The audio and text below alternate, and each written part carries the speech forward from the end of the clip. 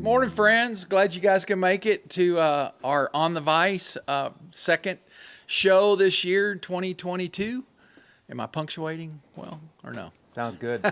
You took a breath, actually. Hey, just glad everyone's here and just glad that we can bring this to you. Thank you for everybody's support.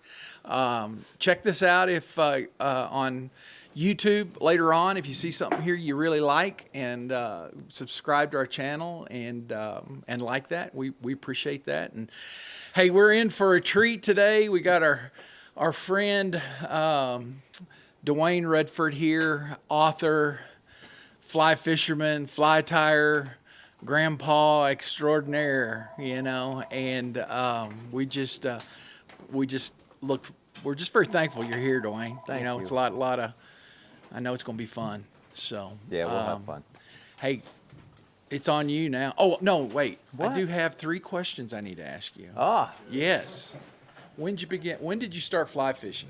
I was 9 years old. 9 years old. Yep. Where? I had in Arizona, Uh-huh. had a Fenwick 8-foot, doesn't matter the weight on it because you could tie it in a knot. Yeah. It's an old fiberglass. And what was the name of that? Perrine electric reel. Oh, yeah. Remember the one you'd pull out and then yeah. you'd pull the little hand and zit, zit, zit, zit, zit. Yeah. So I was 9. When did you start fly tying? I was 10. Really? My dad and I joined the Old Pueblo chapter in Tucson, Arizona of Trout Unlimited Cool. a long time ago. It wasn't even called that. Really? And Sweet. it had a fly tying club. So yeah, caught my first woolly worm Woolly worm. There you go. There you go. when I was 10. So where's your favorite place to fish? Exactly. Location. No. So you want coordinates? No, yeah, I did. You can tell me that later. You know, where's your favorite place to fish? This is, my favorite place to fish is where my feet are wet at the moment. There you go. I like that. It really, Yeah. it doesn't matter. I don't care what species, I don't care. Let's just go fish. Cool. Yeah. All right, I think I know the answer to this one. When you're not fishing, tying, what else do you like to do? Woodworking, archery, Uh-huh. love to bow hunt, chasing the grandkids around. Yeah. Yeah, Yeah. you knew the answer. All right, man. It's on you, buddy. Thank you. Appreciate it. Good to see you all this morning. So I'm just going to jump right into this because I sent Nolan this list and he's like, "Whoa, we only have 2 hours." and I said, you know what? We can tie all these flies in less than a half an hour. We could do one of each. We'll obviously go through and answer questions, but I thought, well, I think what I want to show people is the flies that I've been using for years that are still producing. I mean, I've been fishing these patterns, not the Buttcrack or the soft stone, but the soft hackles and what's nicknamed the Chocolate Thunder for 25, 30 years. And they just keep producing. So I thought, you know what, I'm going to share it with folks. I'll let you see my go-to flies. I'll let you see how easy they are to tie. I wouldn't fish them if they weren't durable and quick to tie, because I don't have a lot of time to sit at the vise. So that's what I want to do. And now the first one is nicknamed. That's a nickname, the Chocolate Thunder. It's actually a brown foam wing RS2. Some people call it the brown foam back emerger. But Bob Dye and I were fishing Cheeseman Canyon. Man, this is around 2000. And we had clients, and he was tearing me up. They just kept popping fish. And I'm like, what in the world is he using? So he comes down, and if you know Bob Dye, he's a huge man. He comes down, he kind of just stands there and smiles. And then he picks off his shirt and gives me this beat up fly. It's got thread hanging off it. He's like, this is what they're eating. And so I remember looking at it and then tying it on and just praying that it held up and we caught fish on it. Then I went home that night, sat down, and I called it the Chocolate Thunder at that point, and it kind of just stuck. So, but it is a solitude fly. It's not my pattern. Anyway, I always have to preface it by that because people get kind of snarky with that. So, whatever. You can tie it on pretty much any emerger hook you want. And if you look, you could use a 2487, 88, 57, however you want to tie it. And I tie it in sizes 16 to 20. Most of the time I tie this thing, I'd say 60% of the time I tie it in a 20. The majority of the time, the rest of the time I tie it in 18. Every now and then I'll tie it in a 16 when there's a PMD hatch, and you just change the color of the razor foam. So I'll show you. I'm using 8/0. I think it's important that you use 8/0 uni thread on this because you actually can use it later on the same kind of the tweak of the pattern to use it to cut the thread or cut the foam. Okay, so I like to use the 8/0. Get it started. Slow me down if you need to. The tail can be either CDL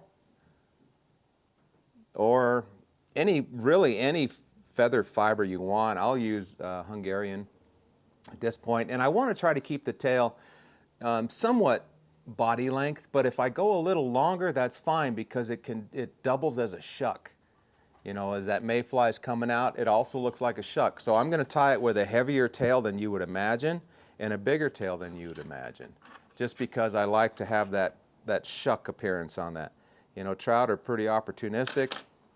You know, if they have a wiggling Baetis going to the surface that they have to chase a little bit, or if they have a crippled one still stuck in the shuck, my impression is that they're going to eat the one that's easier to feed on, right?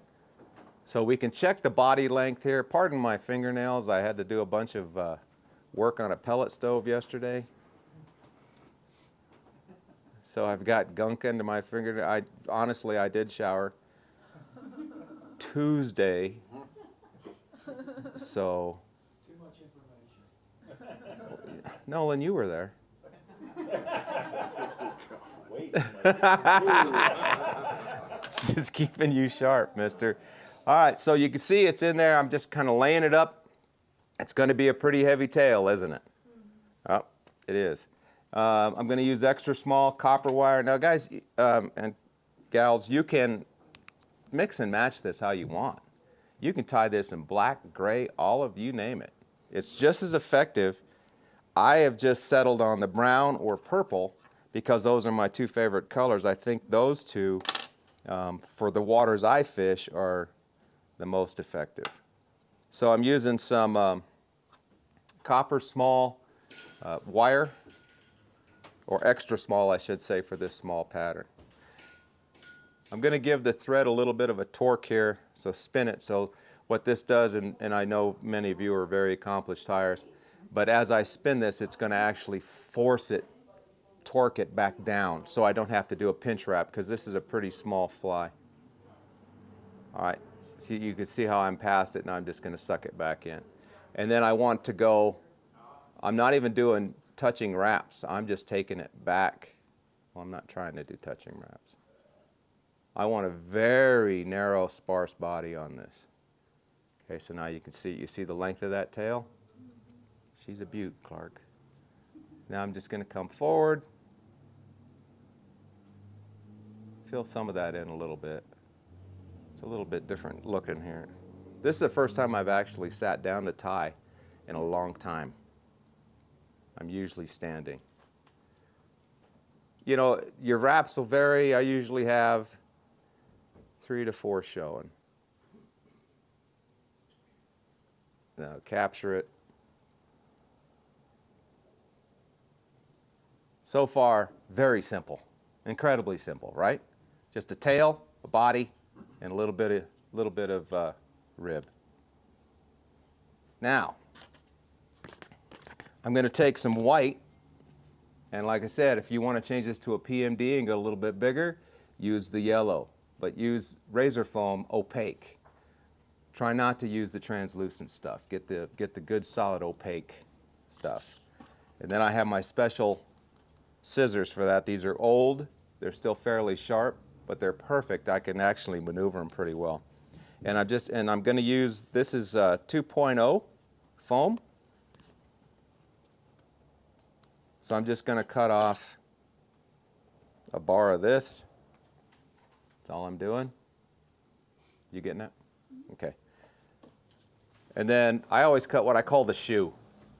I don't know why I've always called it that. So I'm going to take the end and I'm going to cut the shoe. So give myself a little bit of an angle. Okay? Now, spin it again. Get a good torque going so I don't have to pinch wrap it. And then notice where I'm putting the shoe, the tip of the foam and the end of the eye. I kind of try to match those up. And you're probably thinking, well, that's going to get all over the place. Sometimes it does, but most of the time I can capture it all. And it gives me a nice, solid tie-in point. And then right here, I don't know why I do this. I've done it for years. I just come up behind it once. And really, that's it. We're at a whip point. Well, I got to cut the foam, but that's it. This is an incredible fly. You will find this in just about every rig I run. You'll find this and the Buttcrack. All right, now at this point, I just pull up on this, give it a little pressure, and cut. That's it. That's a little wing butt on there. The form of this foam gives this bug a wiggle. So as it's floating, it's kind of battling the currents, and you can actually see it wiggling. And so it gives a little bit of life. But that is it. You know, I can throw some Sally Hansen's on there or whatever, but I'm not going to waste the time.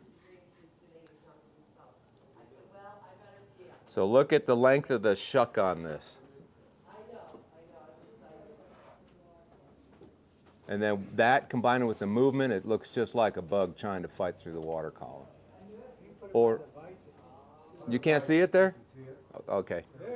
Talk to me. Tell me where she's telling me there, you're telling me there. What time? Is it time? It's time to thank you. It was a good day. Appreciate it. All right. I'll send it around.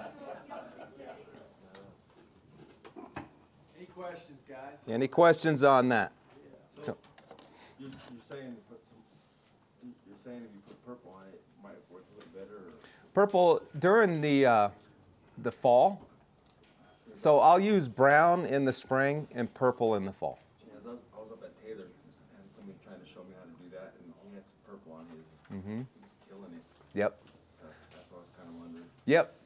And I think it's the reason I go purple in the fall is I think there's different sun angles, different water clarity issues, and I really think that the purple shows up better to the color we're trying to match than brown. I'm going to tie the Buttcrack now on a 2488. I'll tie it on an 18, and I'll tie it. Did I bring? Never mind. Oh, I brought some purple. I'll tie it on purple so you can see it. Cool, cool. All right, and you're going to see how the Buttcrack Baetis derived, how it came about. It's a logical progression. So this is. I don't want that hook. The Buttcrack is easily, by far, my favorite fly.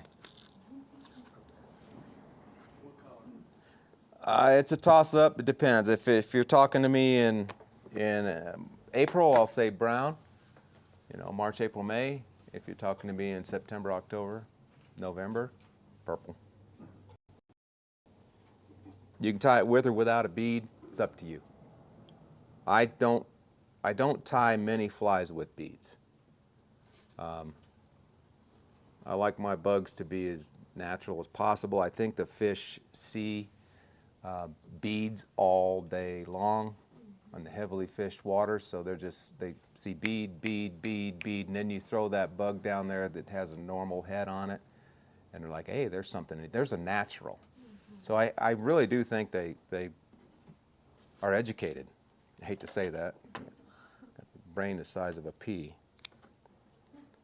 But I believe you can educate them. I just wrote I write a monthly article for a newspaper in the foothills west of Denver, and I was talking about how the birds in my backyard are kind of trained now after years of feeding them. And I'm like, if you can train a bird, you can train a fish. And then it makes me think of those hatchery fish that, you know, they know how to come over and hit that little plunger to drop pellets, right? And the plunger has a little painted red part on it. So I don't think it's for the fish to see. I think it's for the people that work at the hatchery to be able to see if they have the right depth of water. But you know, that's the way I think. That's the way I think. So when I was a kid, when I fished with lures, I always had a red spot on the lure. And I never missed a fish. Caught every fish. So let's run this in, we're going to run this in 8/0 purple. So this is the butt crack. Again, you can see I just get a good starting point, tying point, and then I start tying right away. Because again, I don't want a super thick body on this. We're going to use some CDL, Coke de Leon on this. Again, a pretty robust tail, folks. I'm going to run a pretty robust tail. And I'll make it, you know, like I was talking about, a little bit longer than the body. Gave myself a little torque spin. Got her started. Get her cleaned up. Again, we're going to run extra small copper. Sometimes on the purple, I'll run extra small silver wire. Sometimes. It depends. You know, I'm always looking at weather conditions, water conditions, how heavily the water's been fished. You take a few notes when you go fishing, don't you? Yeah. I was looking at my journals the other day. It's ridiculous. I kind of got beat up right in hidden in plain view because I took so much time to write all those notes down.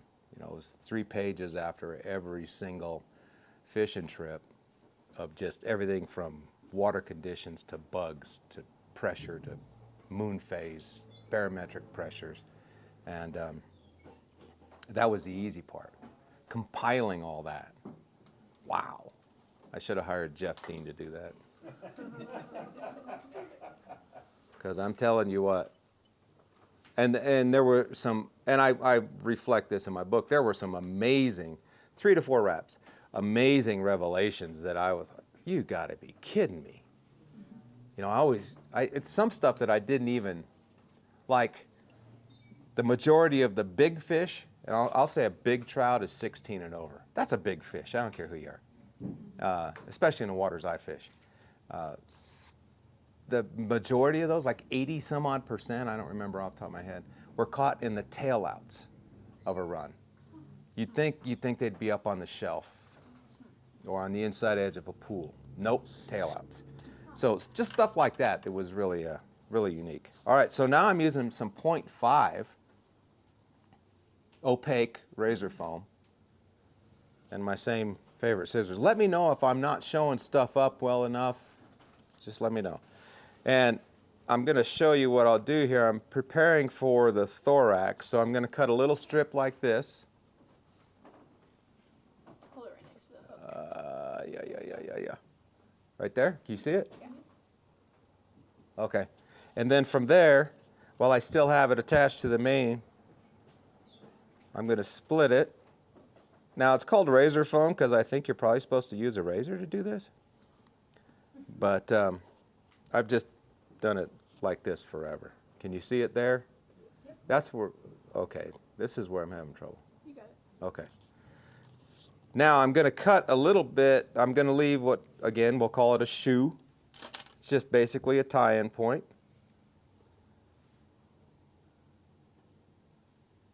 Back this up, give her a spin. I'm going to start this on my side of the hook, and as I tie it in, it'll spin right up to the top for me. Be very careful not to pull hard at this point with this thread because you'll cut this foam. Okay, so I'm going to come up. Now typically, I'm going to tie this one a little differently.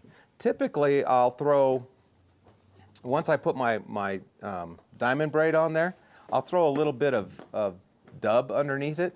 But this one, I'm going to leave it purple so you can see the variation. I'll show you both, though. Okay, so we're going to use some flat diamond braid. Right next to it. Right next to the hook. Right there. Flat diamond braid, pearl. You can use root beer as well. It's just dealer's choice. I think the root beer braid works just as well. Again, we're going to give it our spin. We're going to lay this right between, right there in the V, and I'm going to tie it in right there. Don't tie it in down here. You're going to want to put it right there. Pull this up. Give it a trim.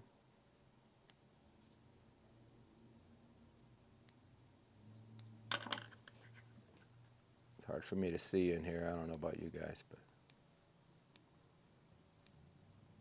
all right. Now I can come down here and tie this in a little bit. Going behind it a couple times just to help stand it up just a little bit. Now at this point, if I wanted to, I could throw some dub on there. And if I'm going to, I'll throw some Wapsi dark brown.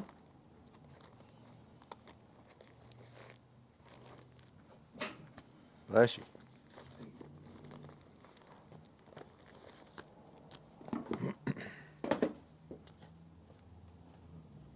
See it? Hell, let's do it. Just a very thin little rope. So I'm just going to pull some out. Dub just a real thin rope on here. Hopefully you can see that.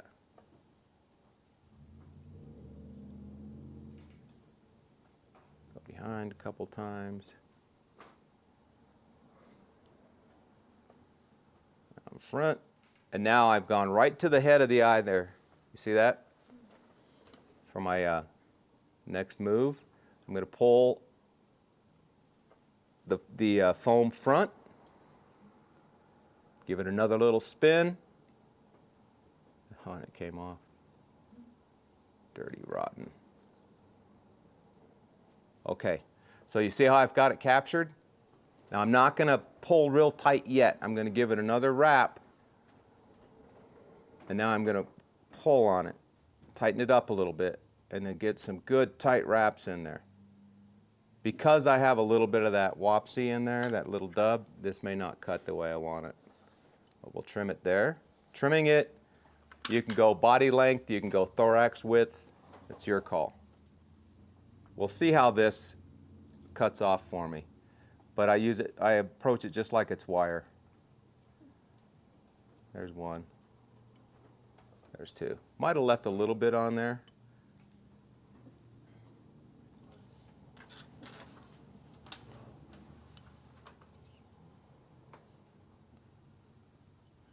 Two whips and some Sally Hansen, and it'll last forever. I took one of these flies when I first designed it years ago and put it in the lace of my wading boot and fished a whole season with it just to see how it would hold up, and she held up just fine. So I thought, yep, it's ready to go. So that's the butt crack. You see right there? That's where she gets her name. That is a great fly. Thank Got you. that in the shop in brown and purple, and it really is a favorite of ours. Thank you. And again, when you see her coming around, you're going to see that bigger stem, that bigger tail, I should say. How long have you been fishing? I started tying that, I want to say about 10 years ago. Yeah, and then I went 3 years making improvements and testing, and then when I was pretty confident, I went ahead and submitted it. Yeah, the first group I submitted it to didn't accept it. Yeah, questions I for got a Duane? letter back that said, "You're almost there." Just this much. No questions? Yeah. You got one? Go ahead. I was just wondering what advice you have for novice fly tyers in general. I've watched a lot of fly tying, but I've never done it myself, and I didn't know if you had any tricks of the trade or insiders. I do. I would say pick one fly, something that incorporates a handful of different techniques, and tie it, tie it, tie it, tie it, just keep tying it. You know, and then go catch a fish on it and kind of get your motor going. But then everything you do, it's transferable. It's just like math. You're building blocks. Right on, and don't wait any longer. Get into it. It's good stuff. Yeah, I like that one. You like the old Buttcrack? You always save money when you tie your own fly. That is a bald-ass lie.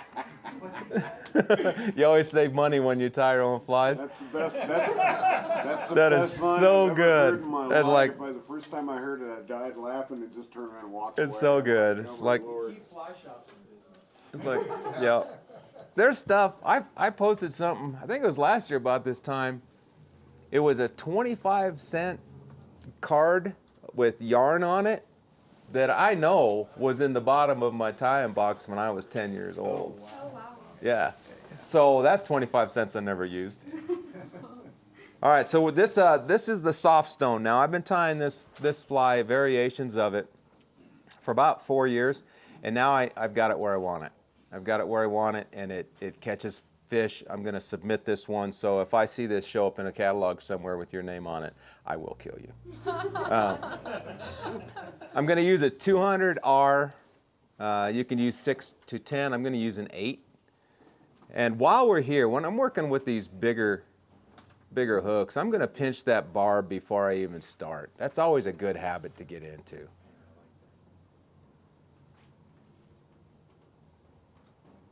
Make sure she's good and solid. There we go. All right. Going black. So I haven't tied this one in a while. It'd be interesting to see how she goes. Oh, you know what I forgot? Thank you. So I'm going to put a 2.5 millimeter tungsten slotted. Now I typically don't weight my flies and don't run beads, but this one is best served heavy. There we go. So a tungsten slotted bead on there. There was a day I was fishing with another guide last fall, and this is the only fly that those fish wanted to eat. And I had like 2 of them. We were going out like chest deep to pull these flies out of stuff because it was. Can't lose them. So now it's like, okay, I gotta do better than that. I'm gonna put some .025, and I don't have this on your sheet, but I'm gonna put some lead on this one too, because let's imagine that we're fishing runoff. I'm gonna put about 8 wraps on this. And you notice where I'm putting it. Kind of mid. I don't want to tuck it all the way up the front because stoneflies aren't really head heavy. They're not really head heavy. If you ever see them floating in the water, they're kind of bouncing on their bellies, flipping, bouncing on their back. They don't just brrr like that. So my thinking is, why tie it like that?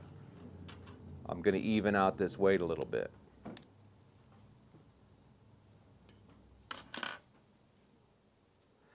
And you'll notice here, the weight, it's at least a bead width between the weight, the lead and the head, okay? That's about where my body's gonna stop and the thorax is gonna start. So it's things like that as well when you start, those proportions, help yourself out. Yeah. And I miss it too. I whiff on them every now and then. I'll be like, what the heck did I just do? So we'll get a little tie there, get it started. That that lead is wrapped in there pretty hard. We're just going to lock it in place. I could throw some Sallies on there, but for the benefit of hurrying. All right, now I'm taking this back. I want you to notice how far back I come on this bend. I come back pretty far. Yeah. Now at this point, I'm going to build a little ball. Not big, nothing really crazy, just enough to do what I want to do next. I take the thread back up to my lead. Now I'm going to use Flexi Floss legs. You can use whatever type of leg you want on here. I really like this. I'm going to take my Flexi and I'm going to bend it.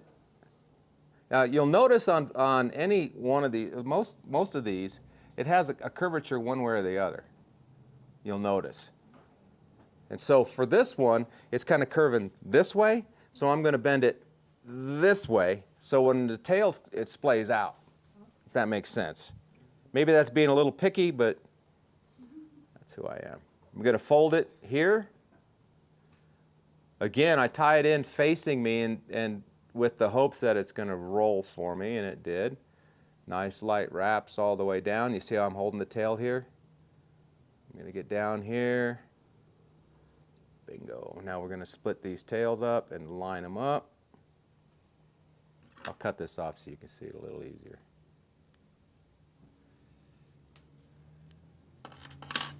All right.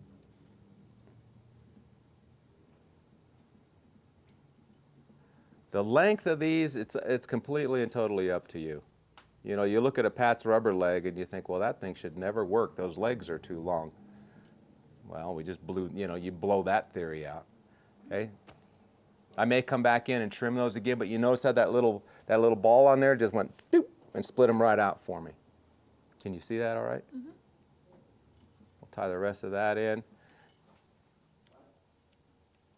Okay. Copper small wire. This is going to be our rib, right? Is that what I'm calling for? Ooh.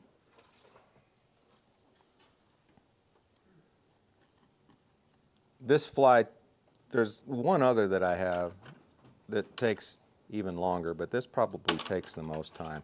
So I got to be in the mood to sit down and tie a half dozen of these, because I'm typically not holding still very long. My wife keeps me too damn busy. Always doing something. Oh wait, she's here. And you have that on tape? Oh man. It's on the internet. Now it's on the internet? And she can go back and review it. You need to leave. Sorry, Duane. Yes, sir. Amazing here, right? This is an amazing thing, you know, just so you know, I just got a comment on here saying, hello from South Wales. So Really? yeah. How about that? Hello, South Wales. South Wales. Region there. Yeah. How about that? That cool? Well done. Yes. All right, so Denver suburb. I better clean this up. All right. How many of you have used Simi seal? Great stuff. Great stuff. And I know John pretty well, John Romer. And I was looking for the proper colors. I just was battling, you know, I want this and I want this. And I'm looking through his website, so I finally gave him a call. And we talked it over. And I said, okay, yeah, give me one of this, and one of this. Well, yeah, like 20 of these show up. He's a great guy.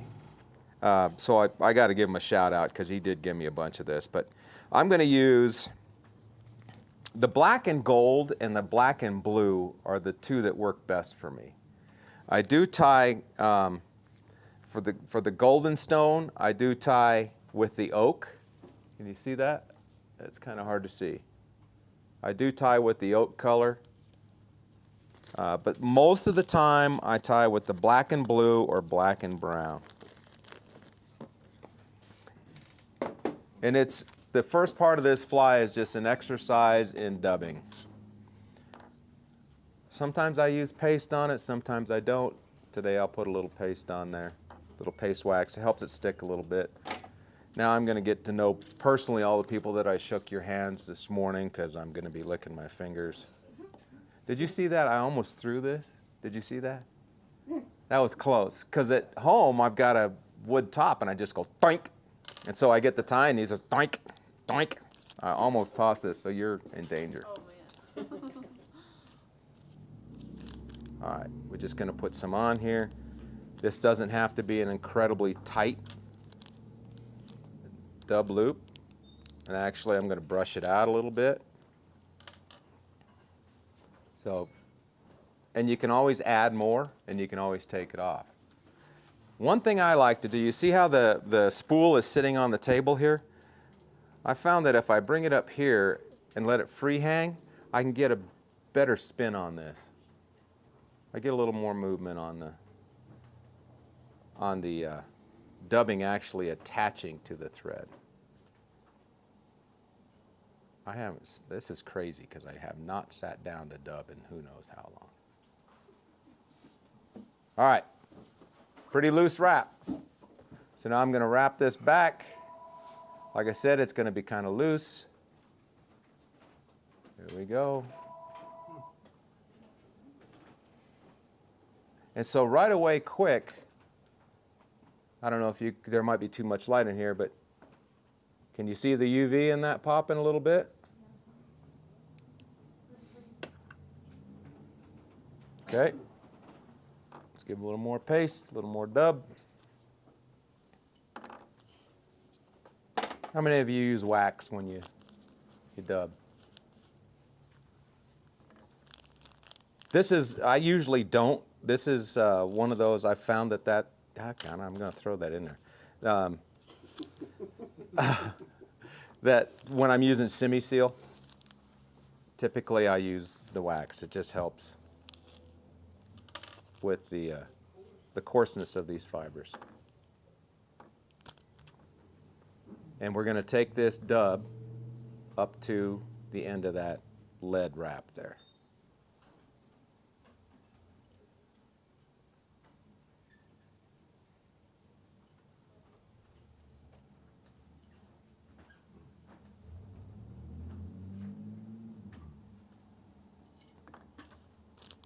A little more.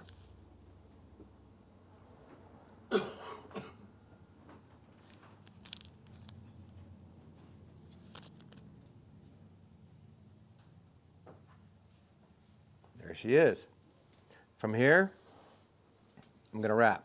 Now the wire, it shows a little bit of a rib, segmentation, but mainly it's here to help everything be durable. So I'm not going to pull real hard on it.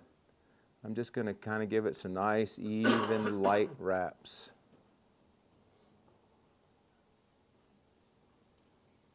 There we are. There we go. We can give that a little bit of a haircut. Just a little bit.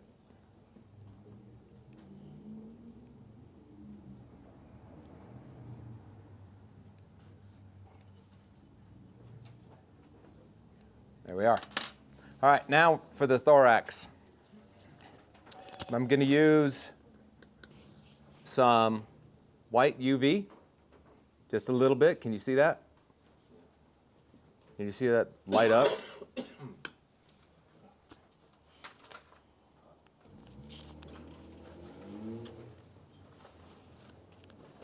And again, I'm going to dub it in.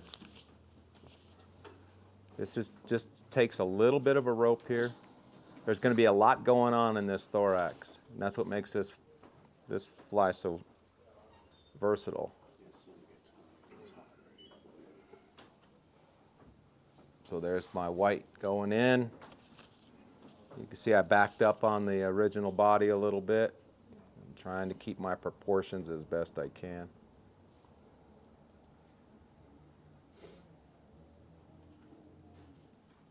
All right, so we've got it tied in.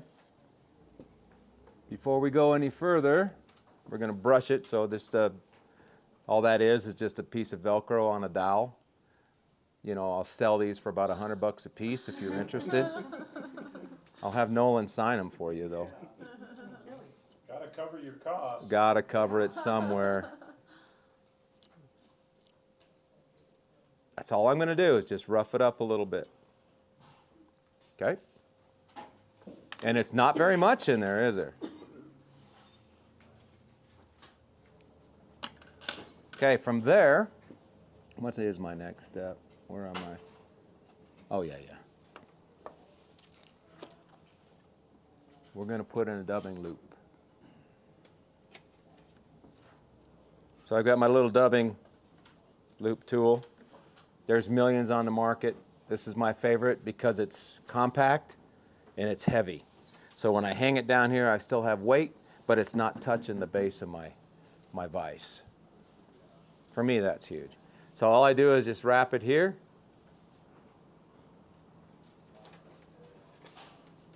And tie this in. I go a couple in front, one behind, and slide it off. Now right here, I don't know if you can see that or not. If this is open right here, I'll give this another wrap. I don't want this to be open right here. I want that to be very tight. Sometimes it ends up on either side of the thorax, and then you have this big opening in there, and it's hard to tie stuff in. A little wax.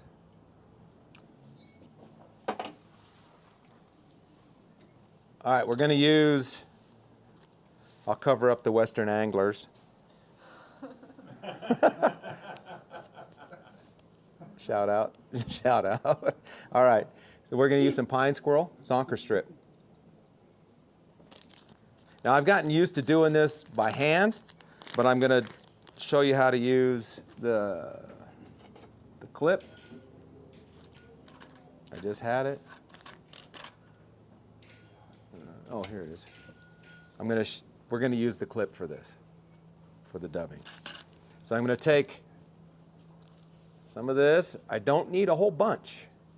It's hard to tell you how much, but probably about this much is what you need. And I'm going to put it in that clip. All right. Now you notice I'm squeezing this clip because this hair wants to come out. The squirrel wants to, it just slides all over the place. So let me get this. Ooh, she's almost came out. All right, can you see it or no? Yes? Now you see the darker gray in there? I'm going to get some of that out. That's just duff. So I'll just take a little bit of that out. There we go. Now at this point, take my dubbing tool. I slide this up in here, pull this tight, then gingerly let go.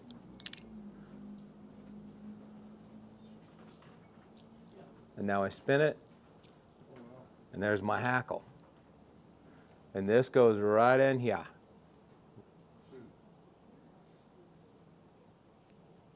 And it looks a mess. You're like, what in the world? But man, it cleans up nice. So I'm going to pull this back a little bit and tie this off. So far, so good.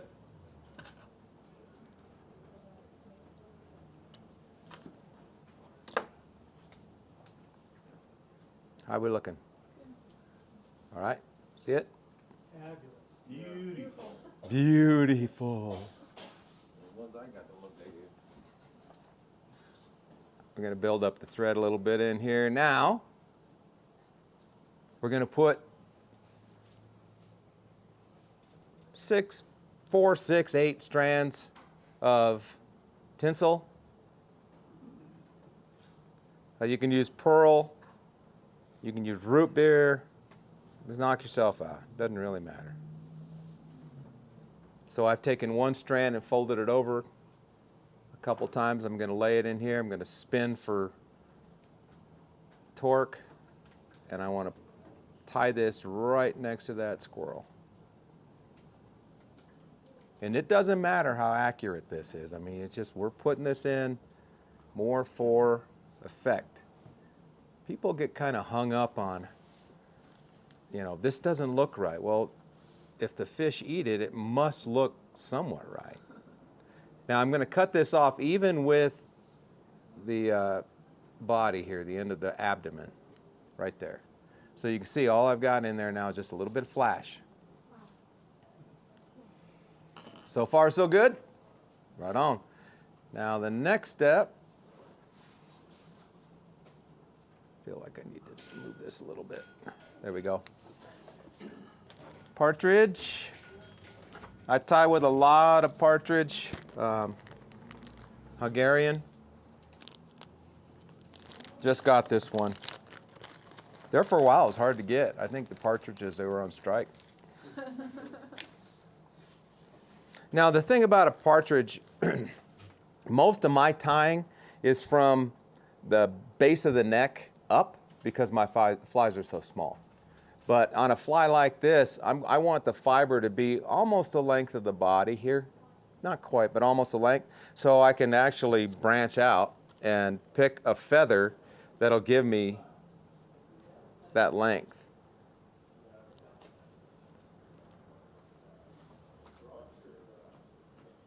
There's so many to choose from. I just don't know where to start. So I'll show you what I'm talking about here. So when I fold this over, you see that's going to be, that right there is going to be about 3/4 the body length. I'm going to take the under feather off. Now, this is sacrilege. This is blasphemy. The way I tie in my soft tackles, I don't prep the tip. That's, if you're not sure what I'm talking about, you can look it up. We don't have time to do it, but there's another way where you prep the tip of this and tie it in by the tip. Nah. I'm going to tie it in by the stem. So give myself a spin. I'm going to lay the stem right here.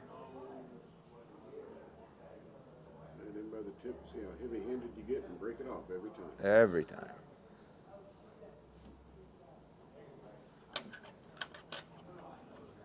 And if I was tying this without you around, I would leave that stem in place. It doesn't matter. Got covered up anyway. Yeah, for the most part. Some of it might stick out, but all right. So I've got it tied in. Now I need to spin it.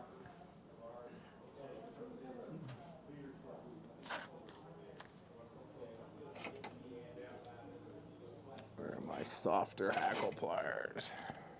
It's almost like my home. I'm like, stuff everywhere.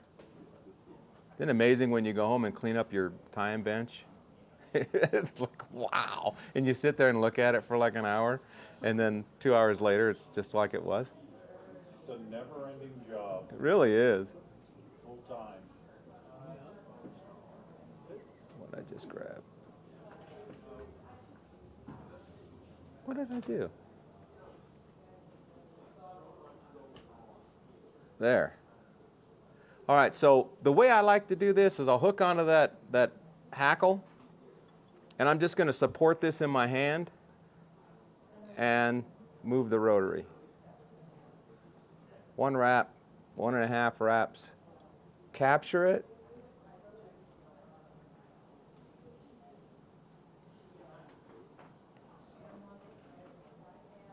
Tie it off. This point, I just pop that. I can either pull that off or include it. You know me, I think, by now. I'm including it. Anything to save a little bit of time.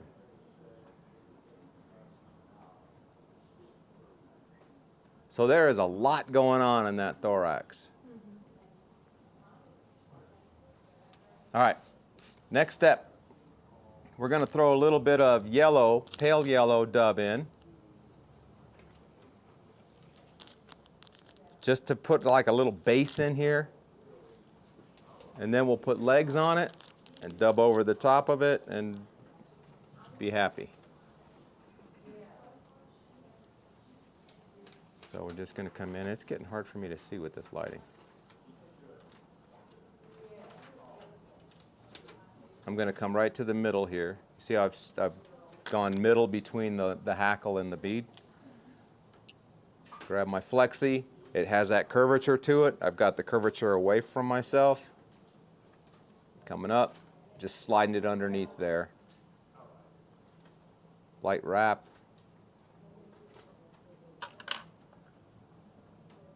Cut some of that off, give myself a little room to work. Find the curvature. We're going to tie in the other side.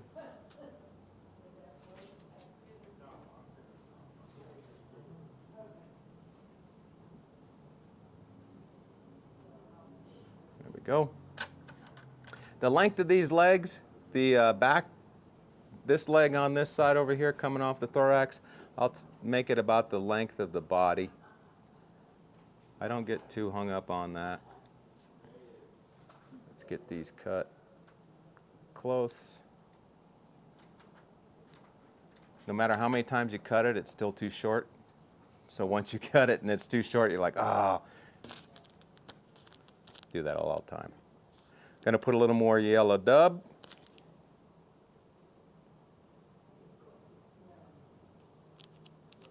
And then we'll whip finish it and call it good.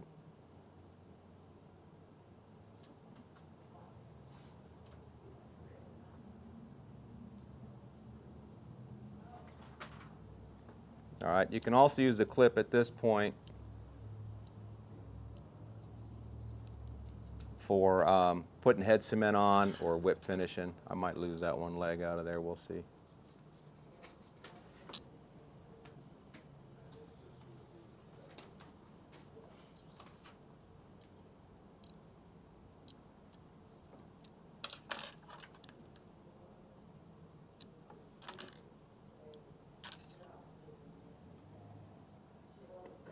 Okay, so there she is. See that? See that? When those flies, when those stone flies are molting, or when they're hatching, there's a white spot right in the middle of that thorax where that wing butt's either coming out or it already has come out. They'll eat just the shuck. The fish will eat just the shuck without the bug in it too. I've actually done stomach pumping and pulled out shucks all over the place. So this can represent a shuck. This can represent a dead adult. This could represent a cripple. This could represent a bug that was in the middle of molting and got washed away into the current. It mimics a lot of things. Mimics a lot of things. If you're, just change it to the color you want it and the size you want it. You can tie this in a squala, like a size 12, all the way down to the little, size 18, little blackstone. And you probably can't tell, but when I drop it, it falls flat body because like I was saying, I want it to be able to drift properly. Any questions on the soft stone?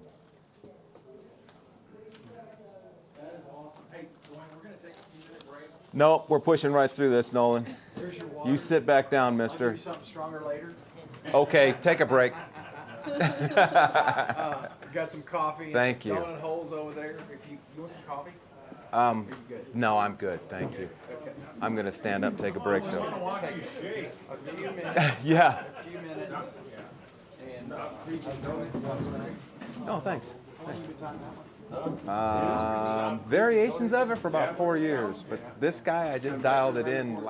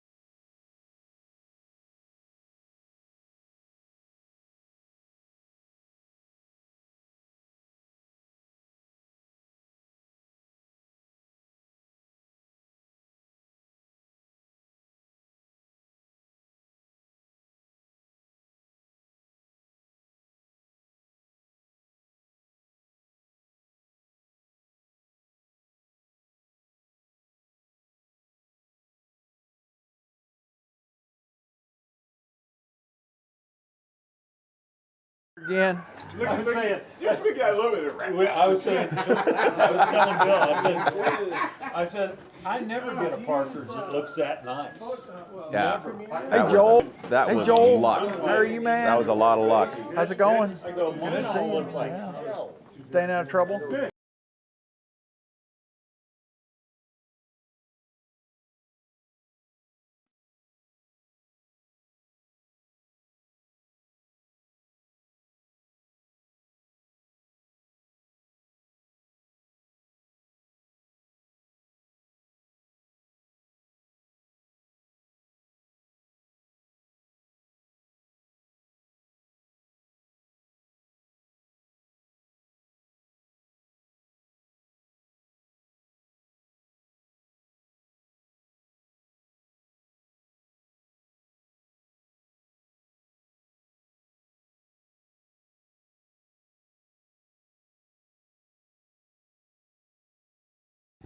I'm ready to go. You're ready to go? 30, Hey, come on, guys, let's 32 go. shows a year. I'm like, Joel. man, Jeff.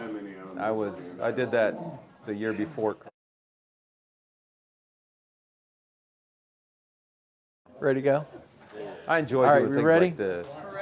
All right. Hey, we're ready to roll. Get back, see what Duane has left for us. Yeah, I don't know. We can't get them going. But yeah, you start tying, they'll come back. Okay. I gotta tell you this. So my wife and I met. Where's your wife? Where's she? Oh, she left too. She got tired of me. She's probably shopping. But she was an interpreter for the hearing impaired, and I was a teacher at the time, and I had several hearing impaired children in my classroom, and they had earphones, hearing aids, and I would hook up to a mic so they could hear me. Well, it made me think of this when I went to the bathroom just now, and I had the mic on still. Oh, jeez. And so one day, I had an office and had a window in it. I had all the kids in the classroom, and this was a sustained silent reading program we were doing, and it was like 8-10 minutes every day. Well, my office phone rings, and it's my wife, so I run in there, and I got my mic. I got this on still, and I'm looking at the kids, and I'm like, hey, how you doing? Where are you? And she says, I'm in the basement. I said, ooh, what are you wearing? And one of the kids, the hearing impaired kids, he was reading, he was looking at his book, and he just shot his hand right up in the air real fast. He didn't want me to take that any further. So, moral of the story, take this off when you're not prepared. Anyway, you guys good for 3 more, or do you want me to cut it in half? Or? All right, then. I mean, given your money's worth. I can't believe you're paying me $1,000 for this. All right, we're going to tie this on a... We need to sell all your books. By the way, as I've mentioned, he is an author, and he's got 2 of the best books that we carry in the shop. Oh, thank you. Hidden in Plain View. I am sold out of the Fly Fisher's Playbook, but Really? got some more coming. Very nice. If you're really nice, Duane Might sign it for you. Nope. Awesome book, though. Thank you. Yeah, that book was certainly a labor of love. That was 3 years of ridiculousness. The one I love is that picture of the fish. It's a brookie, I think, with the With snake, the snake coming halfway. Yeah. out. Yeah, and then you caught that guy, right? Yep. Yeah, there's a brook trout that has about this much snake hanging out of its mouth and about this much snake hanging out of its anus. And we caught it on a streamer. Oh, really? Yeah. Yeah, Hungry fish. Fish are Never too full. Fish are funny people. Yeah. So we're going to tie up the yellow Susie. I call this yellow Susie because it's a yellow Sally pattern. And I had a client many years ago, and she was just raking fish with it and having a good day. And she snapped it off, and she looked at me and said, I need another yellow Susie. And I was like, okay. So that's how Susie got her name. I'm going to use red 8/0 and a 2488 Tiemco 16 through 20. Like pretty much every fly you tie, and I say pretty much like every fly. Not all of them are this way. But the yellow Sally starts off in June, July, in like a size 16, and by the time you hit September, it's a size 20. Bugs typically get smaller as you progress through the year. Your Baetis, your blue-winged olive, starts in a solid size 18 in March, and by the time you're fishing it in October, it's a size 21. You know, it's smaller than a 20. It's a pseudo Baetis. So things get smaller as you go. Just as a point of reference, and you know, you're like, man, I killed it with this bug back in July. Why is it not working now? Smaller, go smaller. All right, so I'm going to use, for the body, and there's no rib on this, so I'm using some silk. Okay, so just yellow silk. It's important to have your hands clean when you're doing this because this stuff picks up any dirt that's on your finger. I got this, I ordered this, it actually came from Japan, and I've been on the same spool for a couple years now. I'm just going to tie it in. I'm going to start inside edge, facing me. Don't need to have touching wraps. I'm going to come just to where I start to bend off the shank. Now here's a little trick. If you want to keep your wraps staying close together as you wrap up the body, if you leave your thread here, as I wrap, it'll help force everything back onto itself. Does that make sense? So if I come all the way up here, it's a little bit harder to keep your wraps in place. That being said, this stuff is, you know, if I was using a pheasant tail, it'd be a lot easier, or a piece of D-rib. But this stuff kind of has a mind of its own, and if you hit it on that hook point, it's going to fray, and you're not going to be happy, but just don't give up with it. So you see how it's helping me wrap that on there, having that thread in place? I'm going to start overlapping my wraps a little bit to build this body up a little bit more as we go up the body.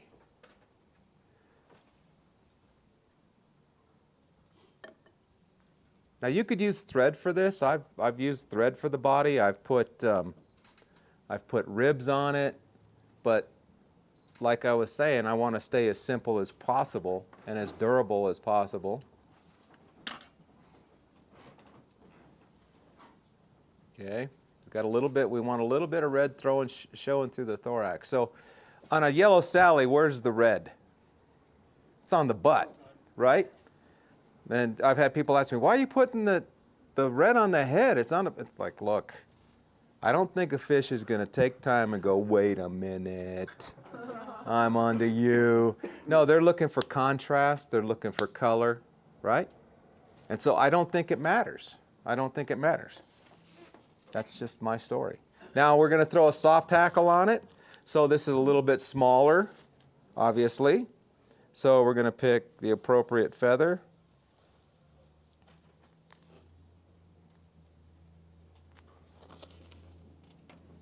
And again, I'm going to meter that by kind of looking at the feather itself and how the length of the body is. On all my soft tackles, I want my feathers to extend. I want my hackle to extend at least to the end of the fly, if not past the fly, especially when I'm doing anything caddis, because their wings go well beyond their body, right? Right. Breaking the rules again. Going to tie this in by the stem. Those of you that can't handle it, turn away.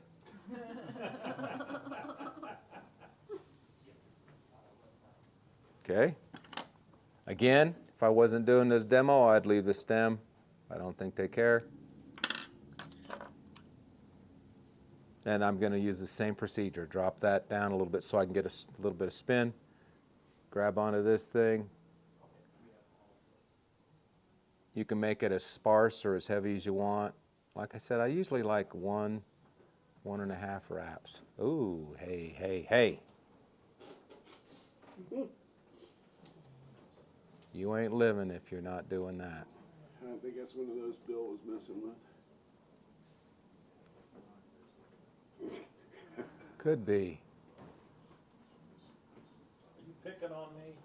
He was testing him on that skin. I'm telling you, Duane. You know, there's a place people like that. Really is. I'm not liking this one. We're not friends. I'm going to try to save it.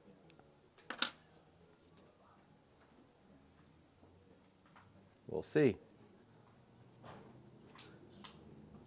Yeah. Saved it. Woo-hoo-hoo. That boy's good. That boy is good. What's that line in Trading? I knew him when he was Cassius Clay.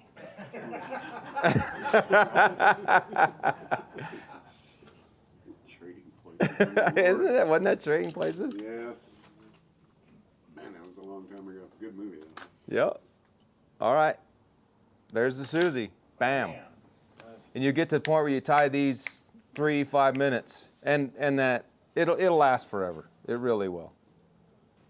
Any questions on the Susie at this point? You fish that much down on the? Lower gunny at all? No, I wouldn't fish. think I wouldn't that- even I don't go think- down there. Yeah, probably. It doesn't fish very good. There's not many fish down When there. they fish, they'll see this and it. No. Okay. This is great down there. In July. Oh my gosh. So how would you fish this? Oh. That up on the top and use You can- power bait ball down at the bottom. You did read the book.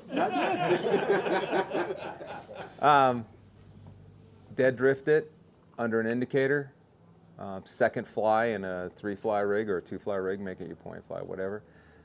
Lift it, going through likely runs, going through like a deep spot. Get it, make sure it's on the bottom, and then slowly lift it. Swing it. Let it come to the end of your drift, and then stop your flower and just let it go ahead and swing. Or put it behind Yellow Sally dry, about 16 inches, unweighted, and just let it sit there. That's what it's designed to do. It'll do any one of those things for you. That's the beauty of a soft tackle, is we've got that movement. That's why I don't have any weight on it. I want a lively bug in a dead drift. I want that movement. I want this to look exactly like a natural. I don't want this thing banging off the bottom. Right? Yep, Yellow Susie, coming at you.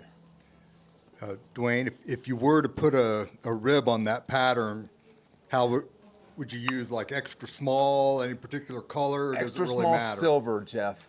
Silver? Yep, extra small silver and fairly far wraps, like where you would typically put in 1, 2, 3 wraps, put in 1, 2.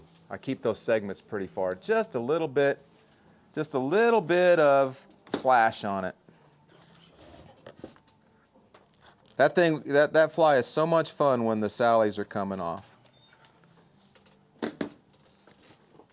All right. Hey, Duane, how long have you been using Your peak vise. I'm probably 4 or 5 years into 5 this years. thing. Yeah. Yeah, it's, you know what? I was just talking to a buddy of mine about it. We love these things. Yeah. Did you I've know had this- to, what's that? Did you know those guys moved? Al Ritter and the boys moved? Where'd they move? They moved all manufacturing down to Corpus Christi. I did not know that. Yeah. It's kind of interesting. Al left him here a year and a half ago. Yeah. I did not know that. Yep. Yeah, I called looking for some things, and they were like, well, we kind of got a little glitch in our get along. But I think they're up and running. Wow, I did not know that. Yeah. No, it's a good vise. I mean, the only Thank thing, for the buck vice. It really is. it really is. I mean, and I've only had to do, I put a lot of bugs through this. I've had to sand down my jaws once, right up in here, because I was starting to pop hooks. So I took them out and just sanded them down a little bit and made them nice and flat again. Yeah. What have I got going on here? All right. So this is the BOO. And I'm tying it on a 3761 or 69. You can tie it on either 16 through 18. So this is the 16. This fly right here, again, it's going to be simple. It's going to be ridiculously fast, and it's durable, and it just flat out works. So I'm using Danville 6/0 extra small copper for the rib, and then you're going to see we're going to put on a soft tackle and a black ostrich herl in front of that and call it good. It's that fast. So I'm going to tie in my rib. This one I'm going to come almost to the barb of the hook. All right, see right there? And then we'll build this up a little bit. It's getting harder to see in here. But I'm going to be about 2.5 to 3 eyelet widths back when I stop this.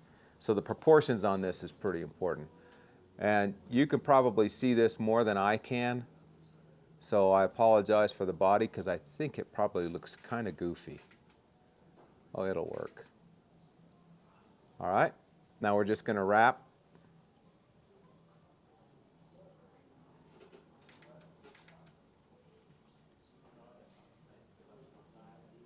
Now, it's amazing. So you get into October, and you've got the October caddis coming off, right? Same exact pattern, orange body.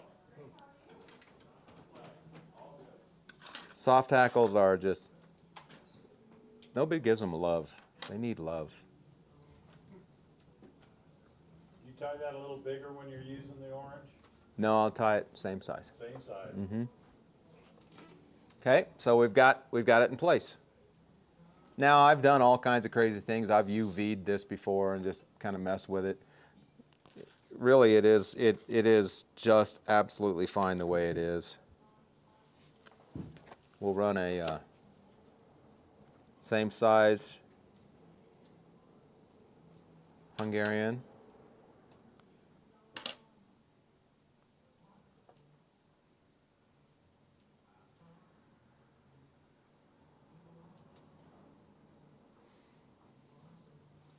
Just keep breaking all the rules.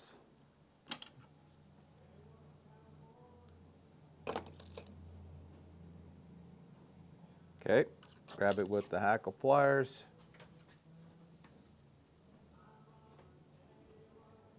If I'm going caddis with this, I'll wrap it, solid 2 times. Ay, ay, ay. If I'm running, this, it'll be like a wrap and a half. Okay.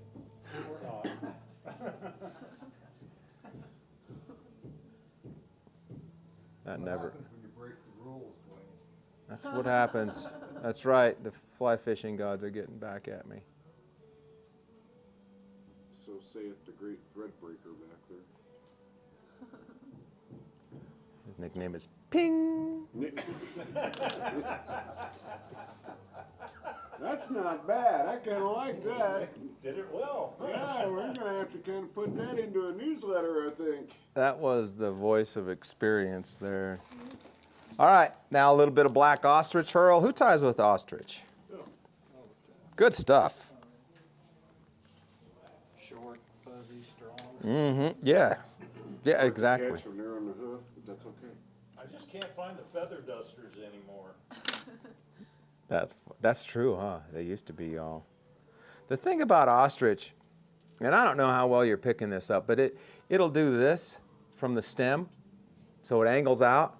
I always try to get, in this particular fly, I try to get the ostrich going back. So trying to figure out, because it twists as it goes, so trying to figure it out. So guess what? I've just stopped worrying about it. Because when it's wet, it looks the same. But I will try to put that in there that way. But I'm tying it in right in front of the hackle. Then I'm going toward the eye a little bit with my thread to give myself a little bit of room. And then basically, see it just, it wants to. Not a big deal. I just don't care. I'm going to put a pretty good pile up here. There we go.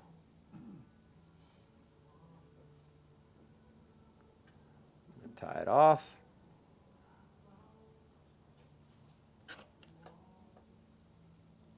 This is the worst part right here, is cutting this stuff off without getting your thread. So I got kind of a mess up there, obviously. Lick the fingers pretty good and pull this back. That's the nice thing about ostrich, is it's coachable. Nice little head on there. You can already see what it looks like underwater. Pretty deadly. And then a little Sally Hansen's on there, or UV, whatever. Just any kind of head cement.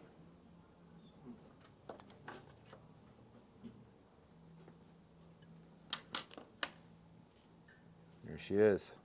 Sweet. Thing is just a beast. And this is one of those flies where I'll just stop and scratch my head like, why? But you just don't question it. You just keep right on going with it. Very effective in still water also. Yes. That's exactly right.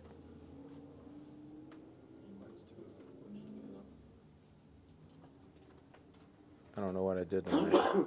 I jacked up my hackle, cutting something. There we go. Okay, so there she is, coming around. You see that front there? B-O-O. When would you fish that? Probably not now. I'll start fishing that in March, mid-March, when the blue wing olives come off. Yep, that size 18 blue wing. And then I'll fish it again. I'll fish it all through the season, but it'll pick back up. That'll be the main fly in my rig in October. It's crazy. Put that below a red San Juan chenille worm and run that below it. No, there's not much to it. It's just like me. My flies take on my personality. There's not much to that boy. But that's the way, that's the way I like it. I like a quick tie, I like a durable fly, like all of us. Does it catch fish, right? What's that, Nolan? Bottom line, does it catch fish? That's really all it's about. Yeah. So this last one, several years ago, I was on the Eagle River. And by the way, let me go back to the Yellow Sally. The Yellow Sally stonefly is the only stonefly that actually emerges. It doesn't crawl to the bank and hatch from the bank, crawling out of the exoskeleton. Yeah. The Yellow Sally actually emerges.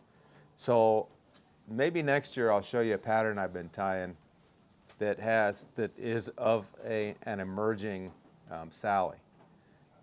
But at this point, I'm going to talk about this midge, the shucking midge. So I'm on the Eagle River. It was, I want to say, late February, March, a couple years ago, and there is a pretty good big midge, like size 18 midge hatch going on, and the fish were slurping like crazy on the surface. And so I went into this eddy, just stood there for a while, and I was watching what was floating down, and it was just covered with these midges stuck in their shucks. I actually picked one up off the water and filmed him emerging out of his shuck on my finger. It was pretty cool. And the fish were gorging themselves on him because they're just sitting ducks when they're like that. And so I went home and I was like, that's the easiest pattern in the world to mimic. And so we are real quick. This will be our last fly. Black 6/0 or 8/0, it's your call. There's so many different types of yarns out there. I just like, for this one, I like to use just a poly yarn. You can do it in a cream color or white, gray, rust, whatever you want to do, you can tie this fly in. I typically use either the white or the gray, and you can use an Antron. You know, just use what you like. I will say, you know, watch the coarseness and watch out for any type of UV in it. You don't want any UV on this shuck. So pick a yarn that is not UV. I'm just going to take a little bit. I'll show you how much. This is something you'll have to just practice with. So I'm taking a little rope of poly yarn. This happens to be white. Give my hook a spin. This is a size 22. I think this is the 100 I'm using. 101. Okay, so we'll get this cut out of here. And I'm going to come back to, you know, about the barb. Now I'm just going to, I want to make sure I cover this. I want the body to have touching wraps. And you'll notice, I know it's kind of hard, might be hard to see, but I'm keeping this distance in here pretty sound. I'm going with at least another eye width right there.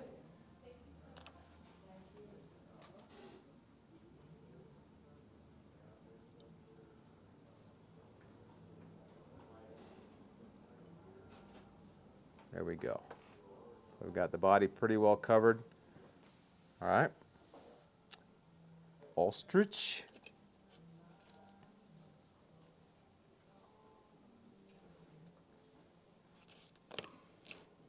Pick a good one here.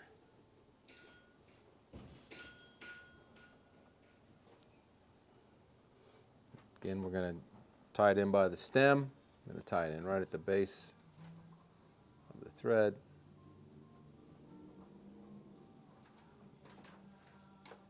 You see how I advance my thread forward? Okay. Come back just a little. We're going to wrap this in. This basically, hey, just looks like legs.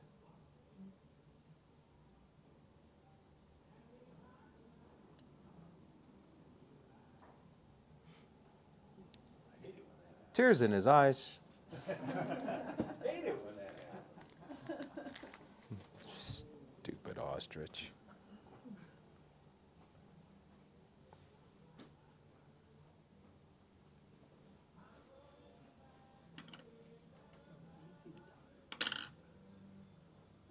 Let's try this again.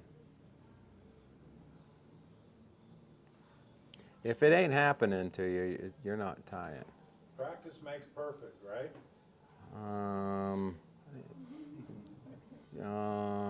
I think perfect practice makes perfect. And I'm not there. There we go. A good pile of it on there.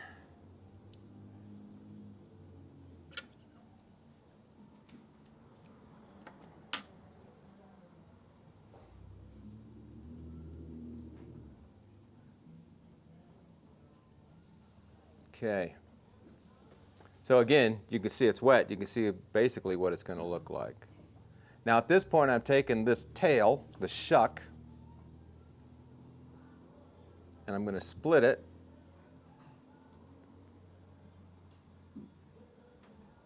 Part of it's going to stay. The other part of it's going to be pulled up and over the back.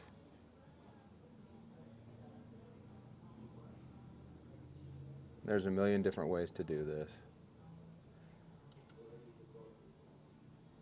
So I'm going to pull it over the top.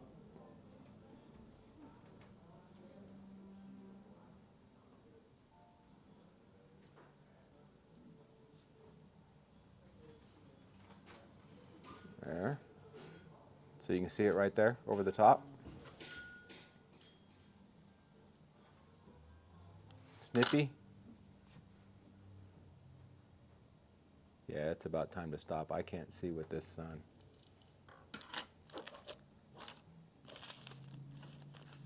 I can't even find my own tools. Okay, I can't find my whip finisher.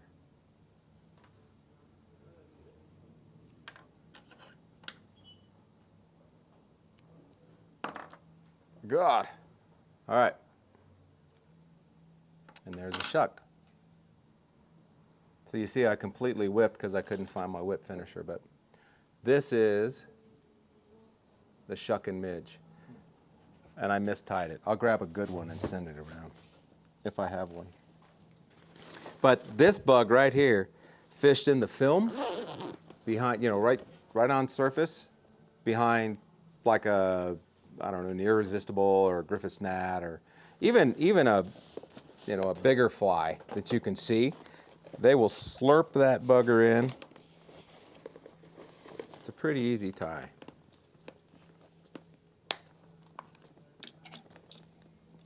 See if I have one to send around. I've also done the body in olive.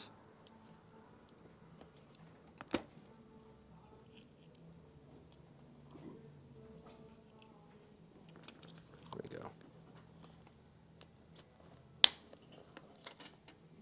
We'll send this around in this clip here. This time of year, you fish that in the March. Mm-hmm. Yeah. I mean, you can fish it year round. Year round, yeah. But yeah, March all the way to mid-April. 6 weeks of incredible fishing on just one bug. Oh, sure. Let me get rid of this piece of garbage. See it?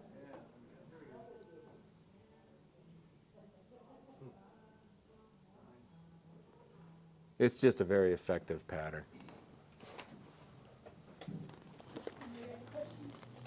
Questions? Really?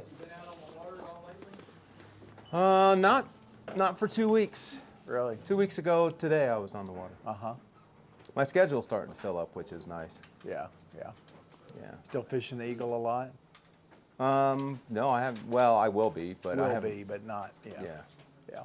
Yeah, it's pretty much almost completely iced over Yeah. down by Gypsum. I mean, there's Yeah. just this much opening in the middle. It's been pretty cold. Has anybody been on the Gunnison in the last week or so? Is it, how many? I was about 2.5 weeks ago. Yeah, it's about time I was there. Yeah. There wasn't any shelf ice, but is there, man, is there now? Did you see any shelf ice? Not on the lower river. I'm amazed. I'm amazed that we haven't seen any. We've had the days, it's getting cold at night. The days have been 30, 40. Right. So when was the last time you were on it? Was it slushy in the morning? 10 days, yeah, there's some slush in the Okay. Yeah, it's been fishing really well, and I was amazed that we're eating the big stuff. I was selling like this size 14 orange, I think it's called the hot squirrel or something. That was working really well. Yeah, it's amazing, because I know the first year I got here, it was a head scratcher for me. It's like, what do these fish eat in the wintertime? So, good stuff. Up, were you going, did you walk up or were you down lower? I've been all the way from Black Canyon Anglers or Outfitters, Yeah. all the way up past Pleasure Park, all the way up past the power lines that go across. Yeah, yeah, So I don't know, what is that, probably 5 miles of river? yeah, at least, yeah. And it was all good. Oh, yeah, yeah, yeah, all good stuff. I'd like to get on the Colorado before too long. Oh, there's my whip finish. Yeah. Hello. Definitely. You got about, from power lines up, you got about another 3.5 miles of river up to the Smith Fork. Well, I'm going to have to admit that I have not been up above that. I've not been up above that. Yeah, it's a little bit of a different world when you get up above there, especially after S-curve, what they call S-curve. I'll have to get up there and do that. Do you folks have any other questions? I certainly, I enjoyed tying for you this morning. I'm hoping that,